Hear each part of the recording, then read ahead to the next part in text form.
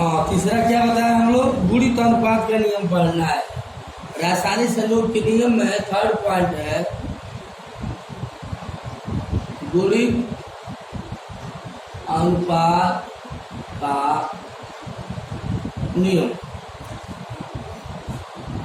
लिख लीजिए, इस नियम का प्रतिपादन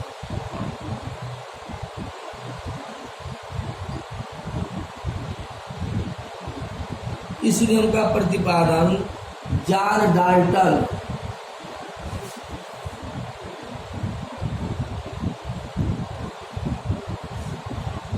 डाल्टन जी ने किए थे। इस नियम के अनुसार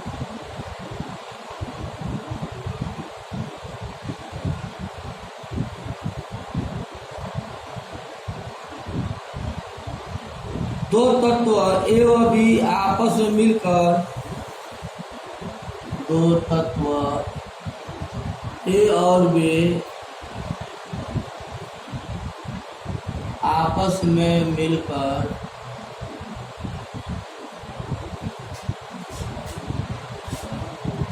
एक से अधिक यौगिक बनाते हैं।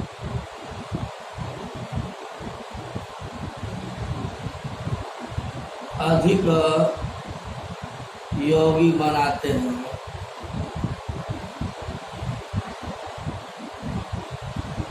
तो बी की विभिन्न मात्राएं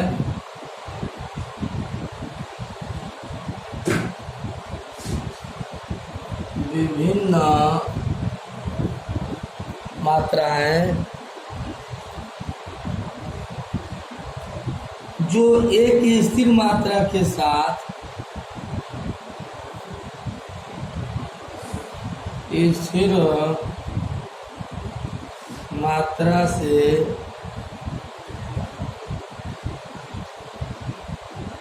अभिक्रिया करते हैं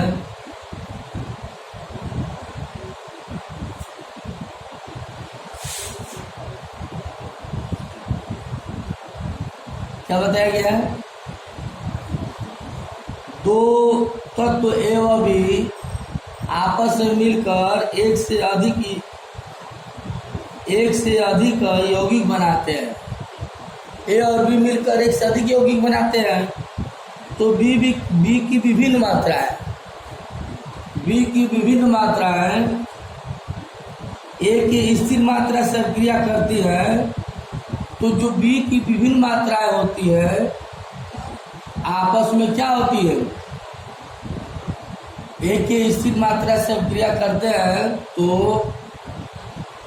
बी की विभिन्न मात्राएं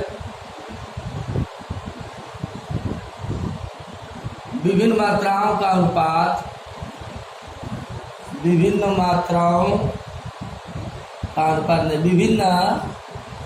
मात्राएं आपस में विभिन्न मात्राएं पूर्ण गुणक होता है।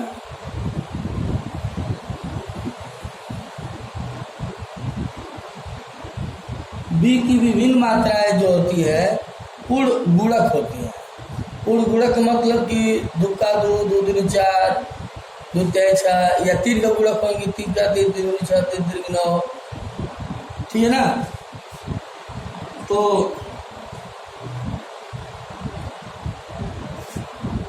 अब इसमें मान लेते हैं कि नाइट्रोजन और ऑक्सीजन है, आपस में क्रिया करते हैं तो 5 ऑक्साइड बनाते हैं, 5 ऑक्साइड,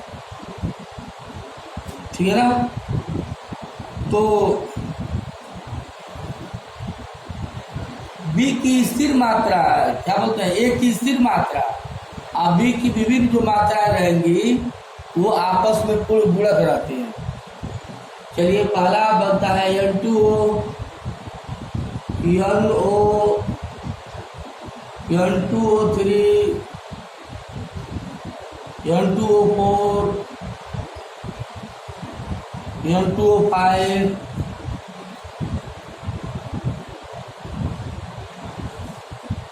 ठीक है ना? अब इसमें बताइए नाइट्रोजन का कितना होता है परमाणु भाग? 11। 14 होता है ना,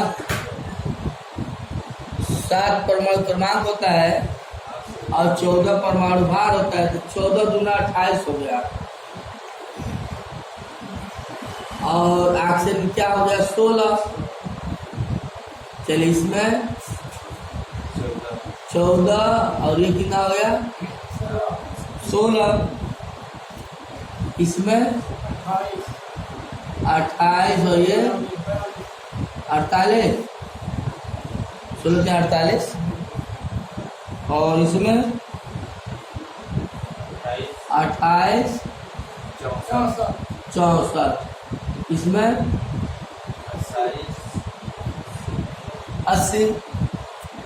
अब ऐसा करते हैं, देखिए यहाँ 28 है ना, एक ही स्थिर मात्रा 28 28 28 28 28, लेकिन यहाँ 28 है तो 2 से 2 में गुणा कर दीजिए, तो ये भी हो जाएगा 28 और ये 32।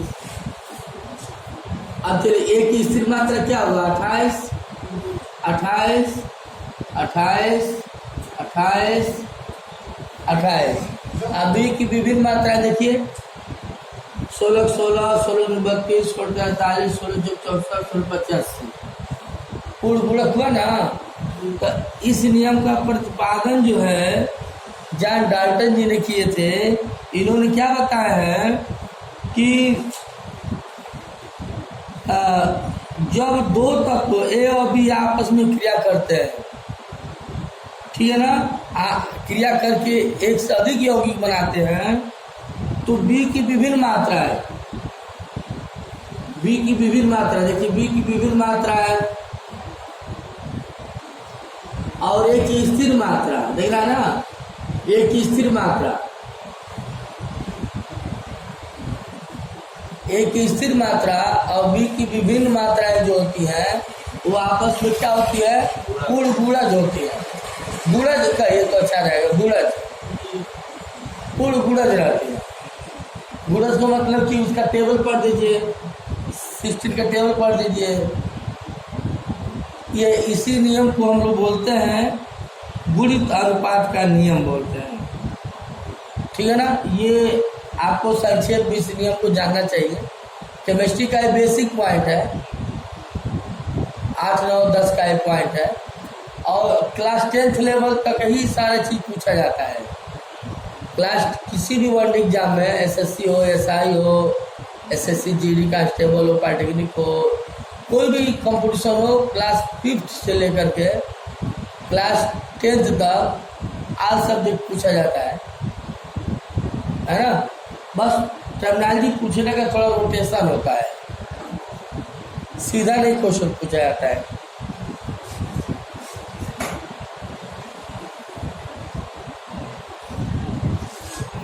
ठीक है ना। व्युत्क्रम अनुपात का नियम भी हम लोग को समझना है। चौथा पॉइंट, व्युत्क्रम अनुपात का नियम। व्युत्क्रम अनुपात का नियम क्या है देख लीजिए। इस नियम का प्रतिपादन रिक्टर, इस नियम का प्रतिपादन रिक्टर जी ने किए थे। लिख लीजिए रिक्टर। इस नियम के अनुसार,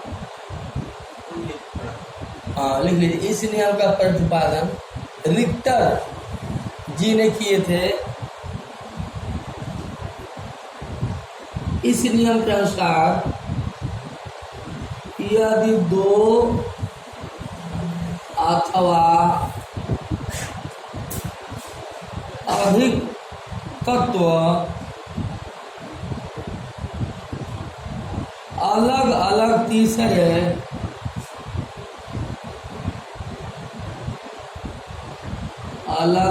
तीसरे तत्व की स्थिर मात्रा के साथ,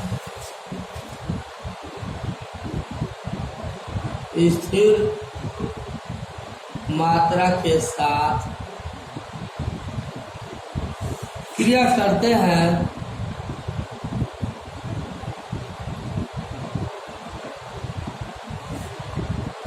तो इस तत्वों की को इन तत्वों की आपस में क्रिया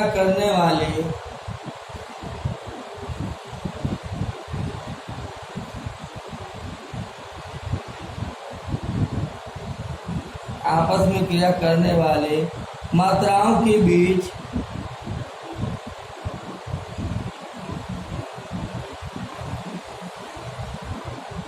भी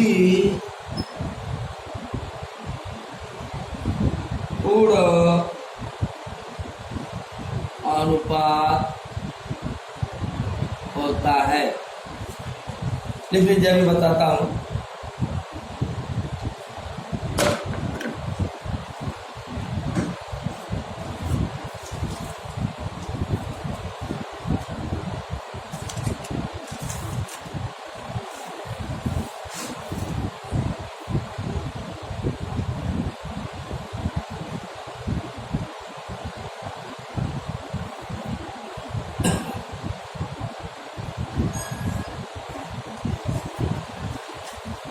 समझिए आप इसको अच्छे से।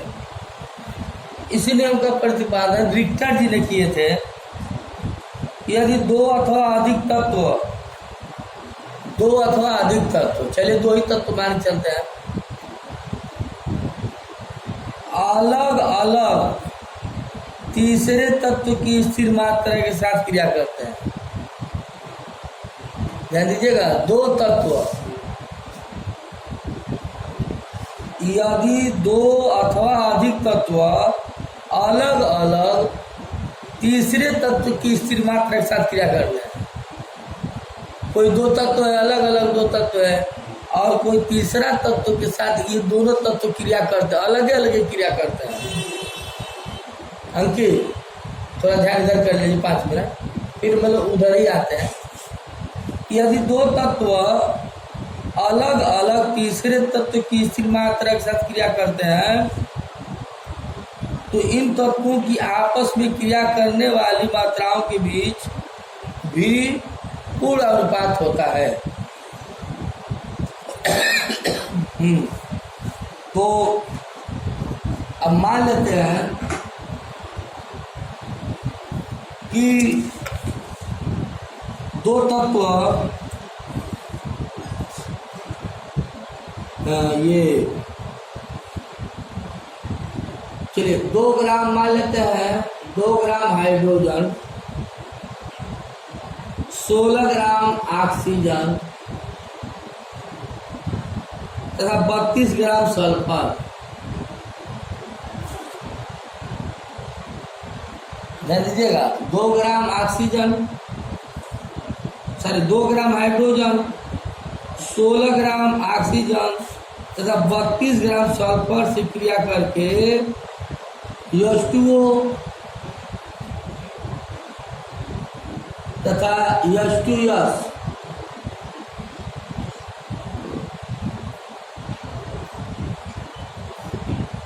ध्यान दीजिएगा। तो इस नियम के अनुसार सल्फर तथा ऑक्सीजन की क्रिया करने वाली मात्राओं का अनुपात भी गुणक होता है। चलिए इसमें ये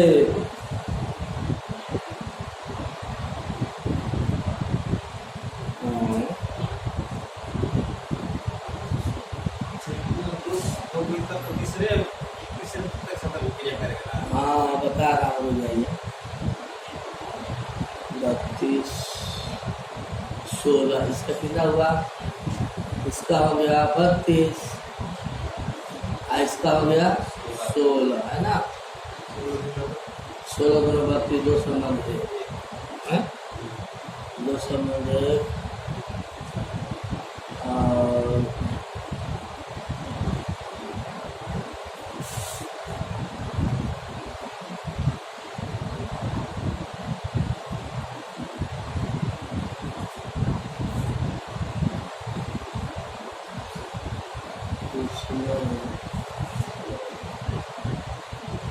सोलह है, ऑक्सीजन का कितना है 32। नहीं, इसका कितना है 32 होता है ना 32 और ऑक्सीजन का 16।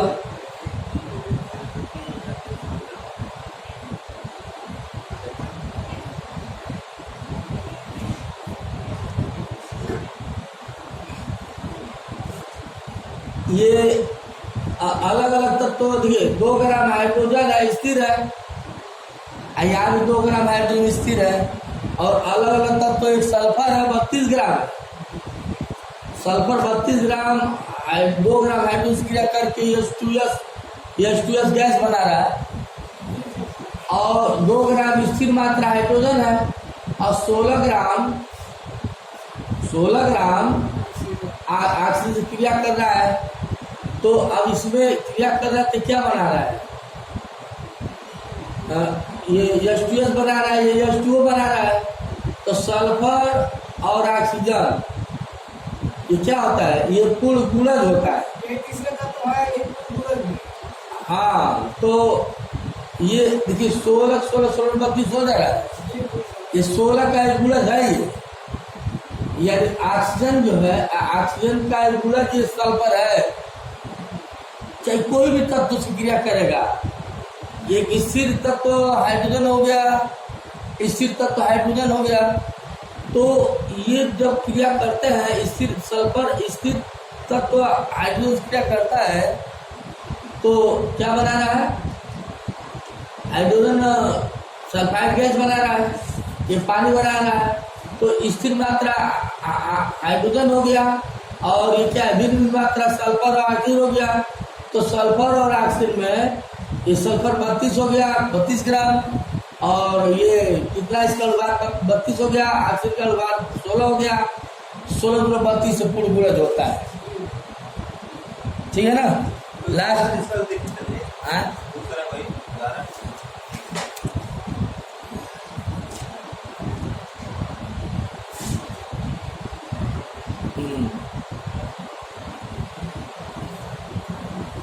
दूसरा उदाहरण से ले लीजिए।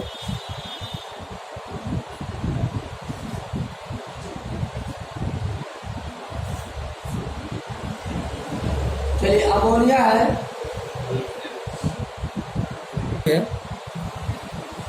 अमोनिया है NH3। अमोनिया में जो नाइट्रोजन है 82.35% है। ठीक है ना। अमोनिया में 82.35% नाइट्रोजन तथा 17.65% हाइड्रोजन है।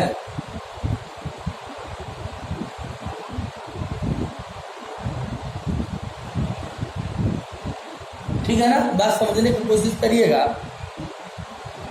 और जल एक यौगिक है, इसमें ऑक्सीजन जल में जो है 88.90% ऑक्सीजन है और 11.10% हाइड्रोजन है। बात समझा रहा है। नाइट्रोजन के ट्राईऑक्साइड में, नाइट्रोजन के ट्राईऑक्साइड में क्या इसको बोलते हैं, नाइट्रोजन के ट्राईऑक्साइड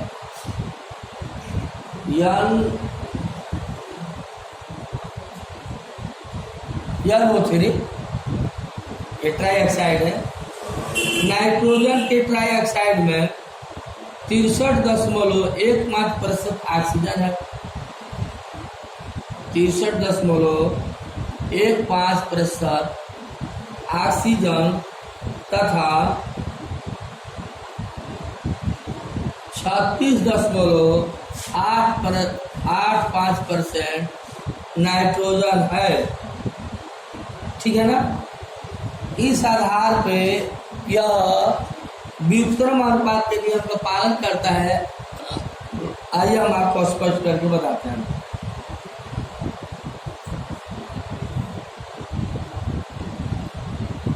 हाँ, इसमें हम लोग पहले बात करते हैं। ये ऑक्सीजन की मात्रा पहले निकालते हैं। तो 88.90% है ऑक्सीजन। तो एक भाग हाइड्रोजन से क्रिया करने वाले ऑक्सीजन की मात्रा निकालता है। एक भाग हाइड्रोजन के एक भाग से क्रिया करने वाले ऑक्सीजन की मात्रा निकालता है। ऑक्सीजन की मात्रा निकालते हैं। क्या आएगा? अब जिसको प्राप्त करना होता है उसको अंश में, जिसमें प्राप्त करना होता है उसको हर में। तो ऑक्सीजन की मात्रा निकालते हैं हाइड्रोजन में, तो ऑक्सीजन की मात्रा हो गया ऊपर और हाइड्रोजन की मात्रा हो गया नीचे, है ना। नहीं, प्रतिशतता नहीं निकाल रहे हैं, सिर्फ मात्रा निकाल रहे हैं, भाग निकालते हैं। इसको कैलकुलेट करेंगे तो 8.01 आएगा। ठीक है ना, 8 ही मान सकते हैं। अब जो है एक भाग हाइड्रोजन से क्रिया करने वाले नाइट्रोजन तथा ऑक्सीजन का अनुपात क्या होगा?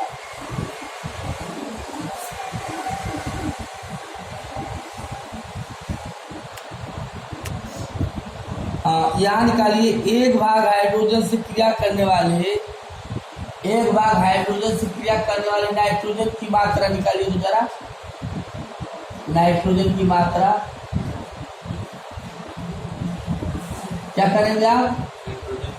नाइट्रोजन के ऊपर रखेंगे और हाइड्रोजन के नीचे रखेंगे। कितना आएगा? भाग कर दीजिए। 4.66। चलिए, हो गया ना। अब ध्यान दीजिएगा, यहाँ पर किसकी मात्रा निकाला है और यहाँ पर किसकी मात्रा निकाला है? ऑक्सीजन की निकाला है। तो एक भाग हाइड्रोजन से क्रिया करने वाले नाइट्रोजन, अब कुल मिलाकर के ये नाइट्रोजन की मात्रा आ गया है। अब नाइट्रोजन और ऑक्सीजन का अनुपात निकाल लीजिए। कितना आएगा? 4.66 में कितना भाग कर देंगे? 8 हाँ, अब इसमें जरा भाग करिए तो 10.58। ठीक है ना। हाँ, वही 10.058। हाँ, अब देखना, अब नाइट्रोजन और ऑक्सीजन,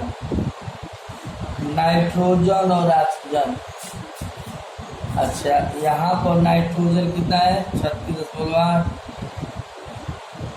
अच्छा, हाँ, मिल गया। देखिए, अब समझ लीजिएगा आप। यहाँ पर नाइट्रोजन कितना है? नाइट्रोजन और ऑक्सीजन कितना है? कितना है? नहीं, नाइट्रोजन पहले बताइए। 36.85 में इससे भाग कर दीजिए तो। हाँ, भाग करिए तो बताइए। 10.58। हाँ, चलिए, आप समझ लीजिए पूरा। आप पूरा समझ लीजिए।